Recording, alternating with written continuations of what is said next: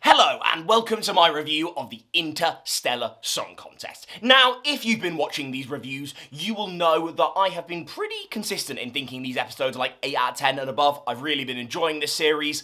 This one is good, but it's kind of, we're talking 6.5, 7 for me. I think there are some elements that really work here. I think there are some elements that don't quite work here. Let's talk about some of these elements. So I think one of some of the elements that really work here is the camp. This story has a lot of fun, campy moments. When this story is fun and camp, certainly in that opening 10, 15 minutes and the Doctor with the confetti cannon, fun, camp, amazing.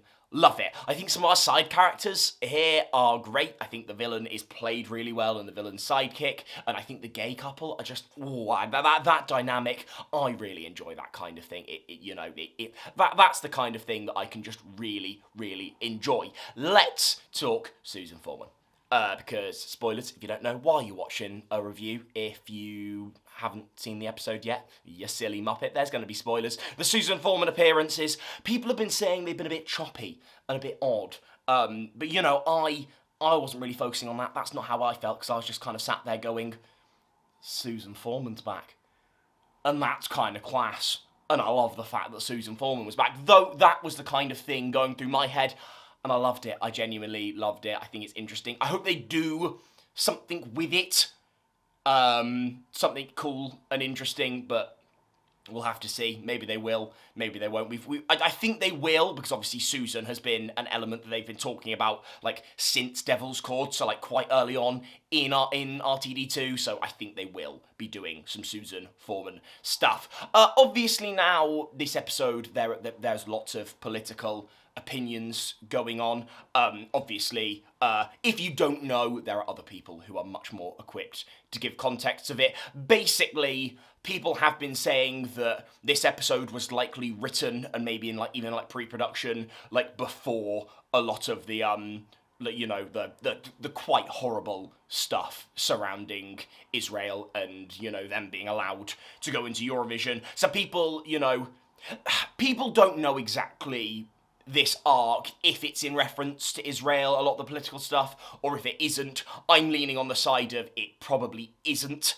The messaging, people have been comparing this to Lucky Day. The messaging in Lucky Day really worked for me. I think there were a lot of great elements of the messaging in that episode. Here, it didn't quite work so well for me. The thing is, it's playing with interesting ideas, very fantastic, interesting ideas. I just don't think it's given enough weight or enough story time for those ideas to really come into fruition.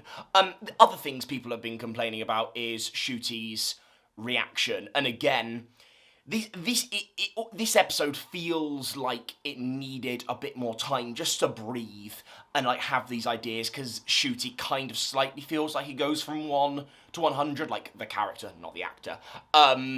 But people have been saying that his reaction is completely unjustified, and first of all, it's not out of character for the Doctor in the slightest. It's very in character for RTD's Doctors, and it's in character for the Doctor to do that kind of thing, because it's wrong. I'm not saying it's right, and the 15 will reflect on that and realise what he did was wrong, but that's the point.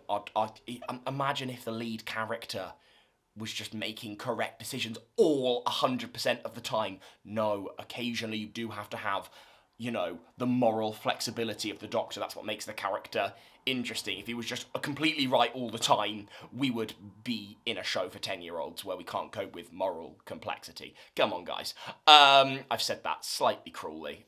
If I've offended anyone by saying that, I'm sorry. Let's talk about the reveal at the end. Again, spoiler warning, the Rani is back. How do I feel about this? The idea of the Rani itself, great.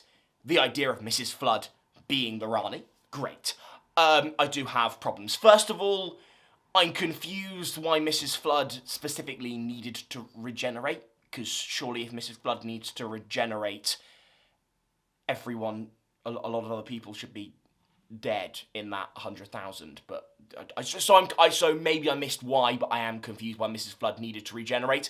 Second point, I think, and I'll make a full video on this if people ask, I feel like we might be in a slightly Derek Jacobi situation. Now, cast your minds back to RTD1, Series 3, obviously we do an episode where we set up Derek Jacobi. Derek Jacobi's the master, he has to regenerate, he turns into John Sim.